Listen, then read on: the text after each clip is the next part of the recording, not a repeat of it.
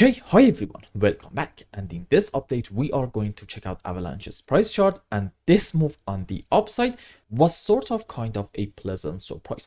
Or was it actually? You see, if we remember, in the previous update, we were, I think, right around this area, and the idea was that this might be a correction structure, and followed by that, since in this initial phase down, we are able to find a 5 wave, maybe we should count on yet another move on the downside, and then, okay, fair enough, we can get a move up, since in here we are having like a 1, 2, 3, 4, 5 wave. Now, I would be the first to admit it, I was completely wrong in here and we didn't get a move down, and instead from here we actually got our move up. Now this is absolutely a pleasant surprise, do not get me wrong, but I don't think right now we should be like 1000% bullish in AVAX and call this point in here about $20.50 our final low. Why is that? Let's go around here. You see, if you want to say that maybe we have hit our final low around this area, then okay, off of the lowest low in this region, you need to be able to find a 1, 2, 3, 4, 5 wave. This specific example is called an impulse.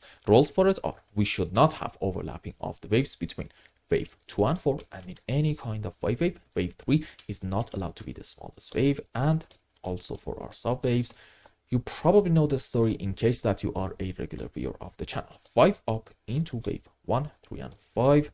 And for wave 2 and 4, excuse me, we can consider different scenarios. Doesn't honestly matter a whole lot. Let's say sure, ABC into wave 2 and yep, a WXY into wave 4. Now let's go on the live chart and see what is happening. So no doubt in my mind, this is a 5 wave followed by, instead of a 5 wave in here, now I'm going to argue that this was most likely, since it's actually a deep correction, maybe like a WXY in form of a double zigzag, and this can be from here to about, let's say this point of wave 1, correction for 2, and then 1, 2, 3, 4, 5 wave up, maybe to about this point into wave 3, correction for 4, another 5 up into wave 5.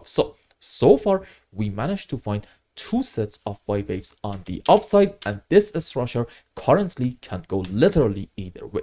Why is that? This is the part where I say, is this actually a pleasant surprise or not? You see, if you want to be bullish in Avalanche, then okay, I guess your primary scenario can be this.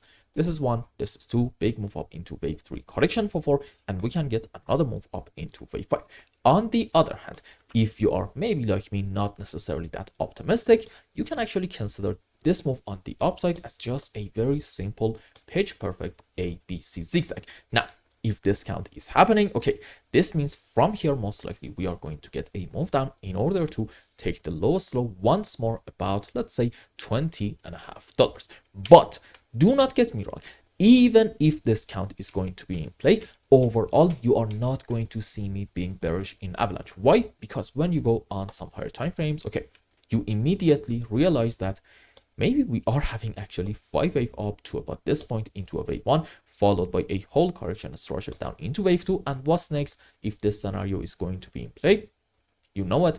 Hopefully a massive move up into wave 3, 4, 5 in order to start the next major phase of the bull run. So overall, one way or the other, we are looking optimistic in Avalanche. Let's just get that out of the way.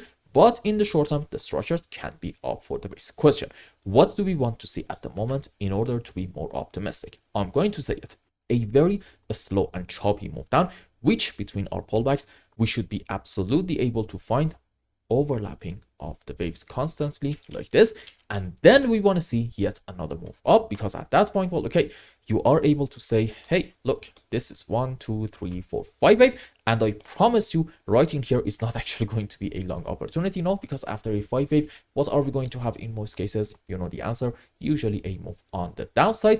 And then, okay, assuming that in this phase I identify the right subwaves, fair enough, this can be a long opportunity. So for now, all eyes on the current move and see, was this phase up actually a pleasant surprise or not?